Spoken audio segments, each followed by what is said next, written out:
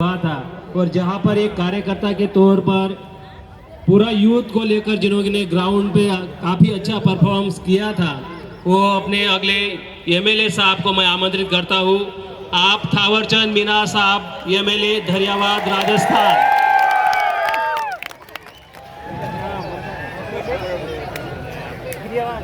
इसके बाद अगले एमएलए साहब जो एमपी से आते मोन्टू भाई सोलंकी जी, जहाँ पर ये है वो तैयार है।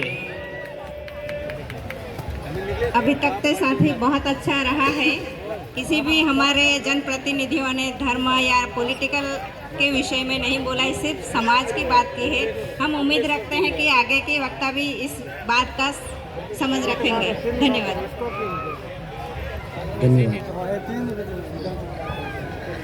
देश के कोने कोने से और विश्व के अलग अलग इलाकों से भारत देश के मूल मालिक, मूल बीजू को मेरी ओर से धारिया ब्रॉड की धरती से, धरियावाद विधानसभा की ओर से आप सभी को जोहार करता हूं।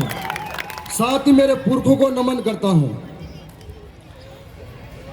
आज से पहले में 3 साल पहले जो झाबुआ के अंदर कार्यक्रम हुआ था, उस कार्यक्रम के अंदर में गया था तो कभी सोचा नहीं था इतना बड़ा मंच मिलेगा।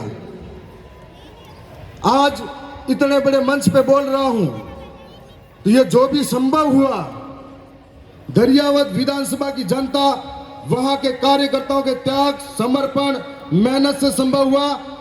मैं उन सबको दिल से धन्यवाद करता हूं। साथ ही पिछला कार्यक्रम धरियावाद के अंदर हुआ था, उस कार्यक्रम को सफल बनाने के लिए वहां के एक एक कार्यकर्ता की मेहनत थी। उन सबको धन्यवाद करता हूं। आज इस मौके पर हम खड़े हैं। मैं हर बार कार्यक्रम में जाता हूं, बहुत बड़े बड़े, मेरे से भी बहुत बड़े बड़े बुद्धिजीवी और वक्ता आते हैं।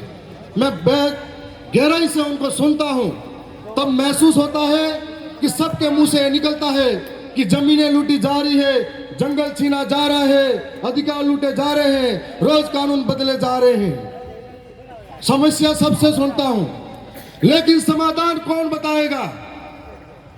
समस्या सबसे सुनता जा रहा हूं।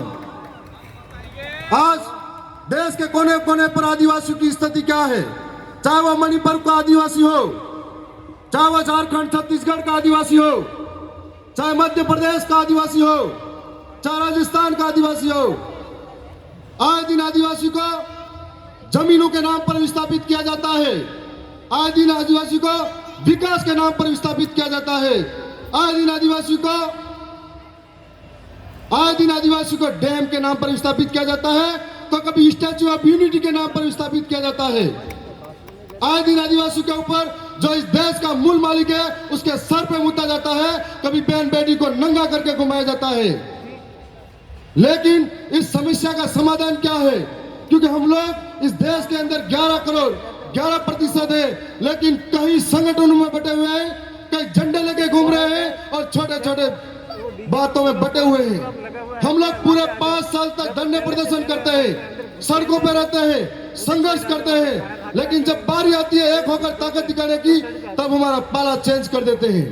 यही हाल मध्य प्रदेश के अंदर हुआ था, यही हाल गुजरात के अंदर हुआ था। इसलिए हम लोग दर दर की ठोकरें खाने पर मजबूर हैं। मैं राजस्थान से आता हूं। राजस्थान के अंदर हम लोग आदिवासी जन प्रतिनिधि सिलेक्शन प्रणाली के तहत चुनाव जीते हैं। अभी हमारे बीच में एक चौधरी साहब बता रहे थे 50-50 करोड़ खर्च होता है। मैं साधारण परिवार का, किसान का बेटा, जहाँ मेरा पिता ये कहता था कि बेटा चुनाव मतलब कपड़े पहनने के पैसे नहीं है।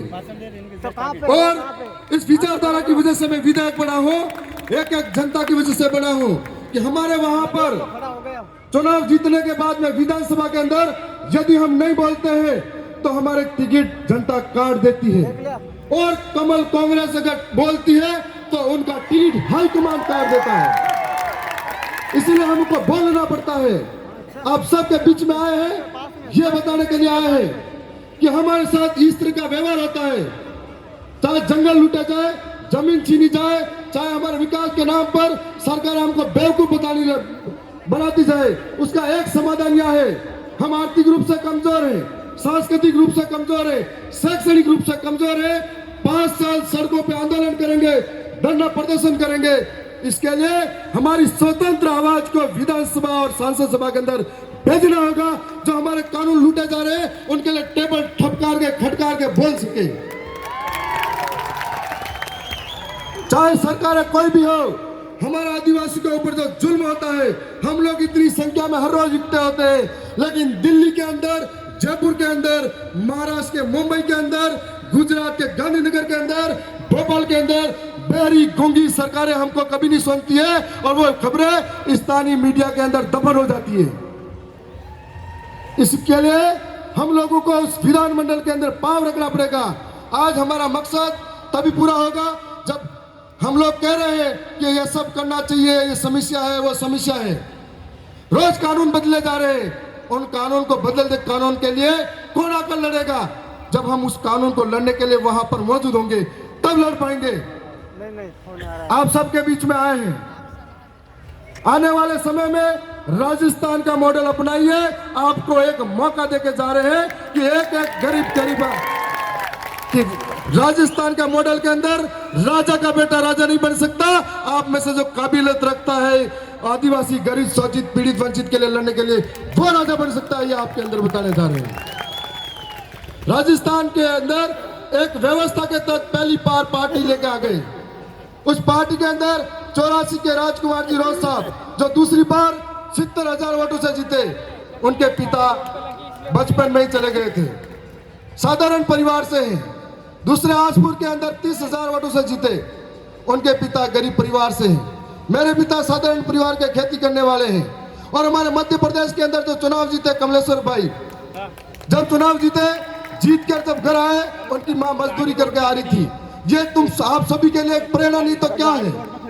और ये प्रेरणा दरियावत की जनता, आसपुर की जनता और प्रदेश की जनता के साथ है। हम लोगों को आने वाले समय में मिलकर राजस्थान, मध्य प्रदेश, गुजरात, छत्तीसगढ़, झारखंड, मुझे जब जब दर्द होता है, चाहे आदिवासी झारखंड का हो, छत्तीसगढ़ का हो, चाहे आदिवासी मध्य प्रदेश, राजस्थान, गुजरात का हो, यदि कहीं के भी आदिवासी के साथ कोई घटना होती है, हमको ऐसा लगता है कि हमारे किसी शरीर के किसी हिस्से पर चोट पहुंचाई गई है और इस दर्द को अंदर से झेलते हैं हम लोग। इसलिए सबसे पहले खड़े होते हैं। यदि देश के अंदर बड़े बड़े कार्यक्रम हर रोज होते हैं, सारे संगठन, सारे लोग जब भी आदिवासियों के साथ गलत होता है एक साथ सड़कों पे आ जाए, एक साथ बोलने लग जाए, तो कभी आंदोलन करने की जरूरत नहीं पड़ेगी।